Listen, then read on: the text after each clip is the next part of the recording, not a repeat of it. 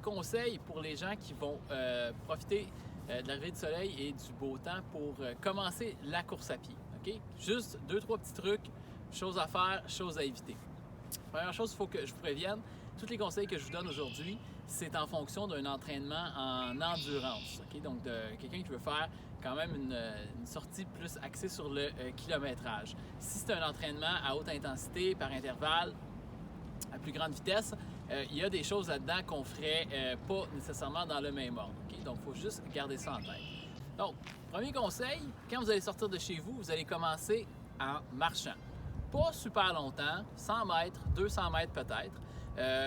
La raison pourquoi je vous demande ça, c'est que si tu as à avoir juste un petit snap au niveau de la cheville, en commençant en courant, c'est tout le temps au début de la séance d'entraînement que ça va arriver. Ça fait que le fait de se forcer à marcher plutôt que courir tout de suite en partant, ça évite l'effet pistolet de la montre un peu, comme si en sortant de chez nous, on partait notre montre pour s'entraîner, comme si c'était un gun start dans une course, puis qu'on part assurément trop vite. Fait que déjà, juste commencer à marcher un petit peu pour qu'on active la cheville puis que ce soit pas trop raide. Okay? En plus de ça, en marchant, je vous suggère, si vous voulez vraiment avoir une activation complète, juste faire des petits mouvements de rotation avec la cheville. Fait que, en marchant, vous pouvez marcher premièrement sur la pointe des pieds, faire peut-être une dizaine de mètres avec les talons qui poussent vers l'extérieur, les talons vers l'intérieur, ou tout simplement marcher sur les talons. Okay? Ce que ça va faire, c'est que tous les muscles qui viennent stabiliser la cheville, principalement le mollet, qui vont être super impliqués dans la réception, eh bien, vous allez avoir une meilleure activation que si vous étiez simplement juste parti, bang, tout de suite à courir. Deuxième conseil, pendant que vous faites votre juste activation en marché ou en transition vers la course, essayez d'activer les membres supérieurs. C'est une région où on met beaucoup d'emphase, souvent étirement, stretching au niveau des jambes.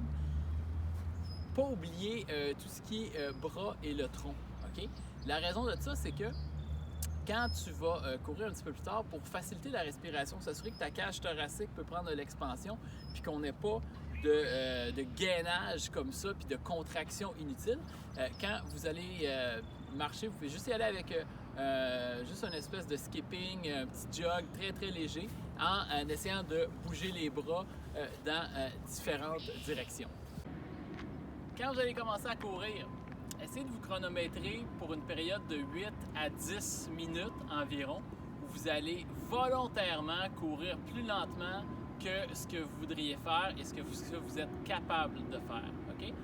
Si vous avez des jambes là, dans une journée particulière là, pour faire un bon temps et que ça aille vite et tout ça, vous allez les avoir aussi plus tard dans l'entraînement. Ce n'est pas les 10 premières minutes qui va déterminer la vitesse moyenne que vous allez avoir. Okay? Donc, ce que je vous suggère, c'est, surtout si vous courez avec de la musique, là, essayez de chanter les paroles pendant les 10 premières minutes. Puis essayez d'être capable de faire ça sans avoir la respiration qui va couper. Okay?